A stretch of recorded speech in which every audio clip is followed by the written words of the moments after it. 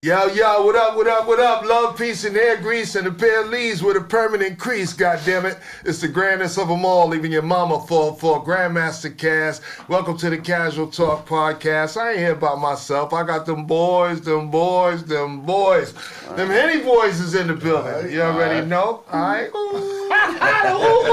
All right? KB is in the building. My son Puerto Rico's in the house. Mr. Don't Hate. Mr. Hate Everybody. The mighty Mike C, who calls it like he Mike sees it. And my man, the transporter, Big Dame. All right, and we got some guests. We got some special guests, all right? Motherfucker, big dudes in the house. We gonna get to it. All right, Esso and Heineken, welcome to the platform, man. Thank you for having us. Thank you for the hospitality. Word. Hey, love is love, man. I mean, y'all, we trying to follow in the path that you guys has helped lay out, you know what I mean, and showing that, hey, niggas want to hear what we got to say. You know what I mean? And if you got some interesting, interesting personality like you do, if you know the facts like you do, you know what I mean? You got a great combination. And like I said, we just trying to do the same thing. We brothers. I mean, we hang together, you know what I mean? We into the same things, you know what I mean? We congregate, we stay in touch. So it's like, hey, let's just put that shit out there. So here we are. So we back in the building, y'all. It's been a minute. It's been a minute, you know what I mean? We've been kind of out of commission for a minute, man, you know what I mean? But, people been checking out the episodes and stuff. And me and my son, we went viral, you know what I mean? On the little thing. We was talking about the 50 years of hip-hop, right? And all to do about it. And he was talking about his perspective, you know what I mean, for 20 years, because he's younger than us. So it was like, we was going back and forth. It was like, yo, we respect your 20-year perspective, okay? But we talk about 50 years, all right? So there's, your perspective is well and good, but there's 30 more years that you can't ignore, Did you see it? Nah, but I gotta check it out. I didn't see that. That's crazy. Shit went viral. People I don't see it like that. I just see it like, fucking with you. I know hip hop more than a usual person. Like, I sit there and I can go toe to toe with anybody about hip hop because I didn't read it in a book.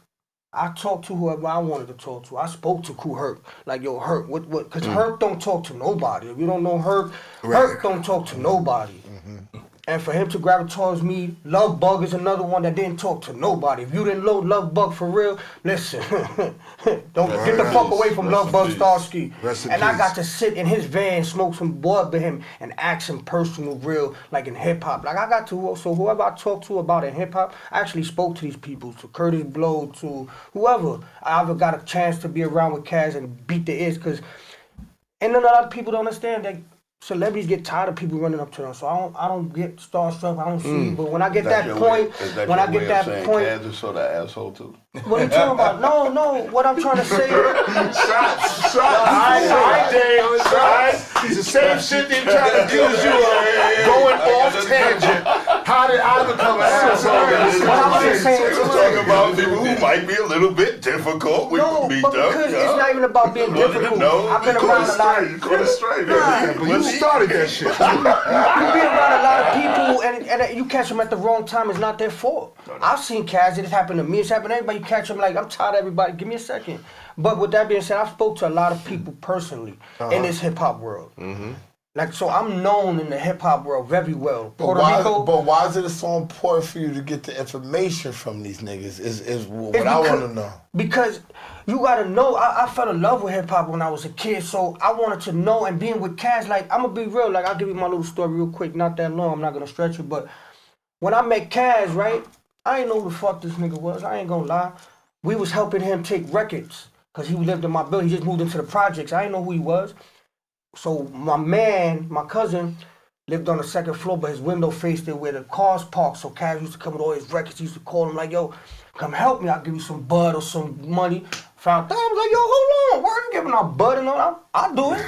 Shit. I used to chill in the window, wait for him to come at night, 2, 3 in the morning. Yo, Mocha's, we was young, you know. And Kaz was coming. Currency. But Kaz was coming with that LA bud that he wasn't coming with that New York shit. He was coming with the, so we smoking good. I'm like, oh, yeah. So we smoked a good long story short. He asked me like one time, he was like, yo, I need somebody just to be around. Like, I just chill with me and you go somewhere, bro. And been 20 plus years I've been with him, and yo, it was a ride. And within that ride, I learned the meaning of hip hop. You see what I'm saying? And I argue that. And even with Mel, when Mel said what I'm about to say, me and him had that conversation. Mel? Yeah. Okay. We had that conversation together before he had an interview, and he said what I'm about to say. Yo, Mo, hip hop ain't no African American history. This shit ain't it ain't nothing. This shit is a Bronx culture. This ain't no African American culture. Listen, it's a Bronx culture. And when I say it's a Bronx culture, you had to be there to really live and see what the fuck these niggas was going through and what happened, because if it wasn't for the Bronx, ain't none of these other bros would have gave a fuck what they did in there. And that's why a lot of these artists from the Bronx at that time ain't who they are, is because they were time of doing it. We in the mix of doing it. Y'all got it where y'all can eat already. We already fucking put the blueprint. So y'all eating off of our backs of what we did. You can tell where he come from, right? You see what I'm saying? You can tell that's my son. Is he from the Bronx or not? I'm saying, from the Bronx or not? The Bronx always, that's why they look at the Bronx like, oh yeah, but we started a lot of this shit, even to Spanish culture, from freestyle to salsa, to graffiti, to breakdancing, to all that. Can I ask you a question? Yeah. I'm not gonna deny that, but Queens niggas make the money. No, and I'm not gonna say that. So the money, but I'm not Queens, saying no, that. but listen, but everybody had their own spot. Like, I'm gonna give it to you right now. Harlem, right? When they came and they took into it, they were the flashy drug dealers, all them Harlem dudes. So they had family members that already had bread to back them up, right? Boom, you had those. Now in Queens, you had niggas that went to college, had the smarts of business, that got both parents, went to school with the white boy. But why do y'all think that? Because you're from the Bronx? No, because that was what he was Calm the fuck out, niggas.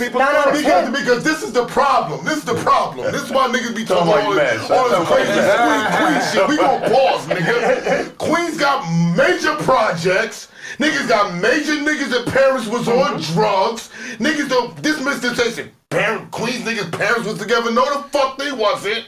That's not true. I'm telling you, the perception. The perception is trash. But then the perception is trash. It's not true. And nobody saw that until like the crack era came around. Yeah, but this is until the 80s. When the crack era came, it was right after hip hop. What about the 70s? We grew up in the 70s as kids. My sister lived on Jamaica Avenue, on Francis Lewis Boulevard. That nigga didn't grow up in the 70s, around the corner from Run and his brothers and all of that. But hold on. We saw was people. But hold on. But to where I was going to, that was the perception, with the Queens joint, you gotta understand. Before, y'all bugging. Hold on, the Queens. Like, when you want to talk about the Queens era, right? Let's go. You want to talk about the Queens. What I meant about the Queens hip hop was the first real joints that you heard from Queens was who running them, right?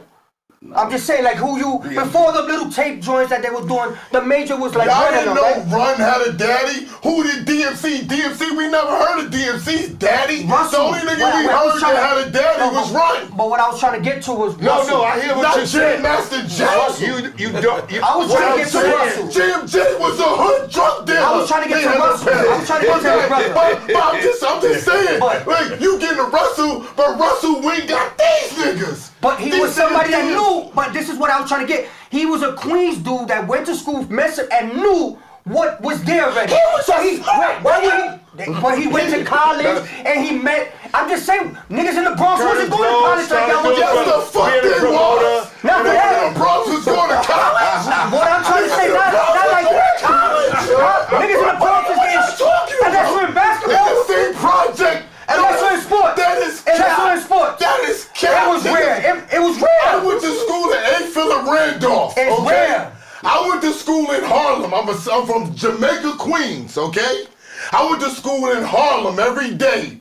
1990, okay? I was going uptown to Harlem every day. Bronx niggas was there. Harlem niggas was there. Brooklyn niggas was there. We all had the same problems. The only nigga that was there to have both their parents in the house was me. I was the only nigga. Niggas in Queens was jealous of me. Niggas had problems with me because my father was out there with the bike. She knows about my parents. My father with the bike.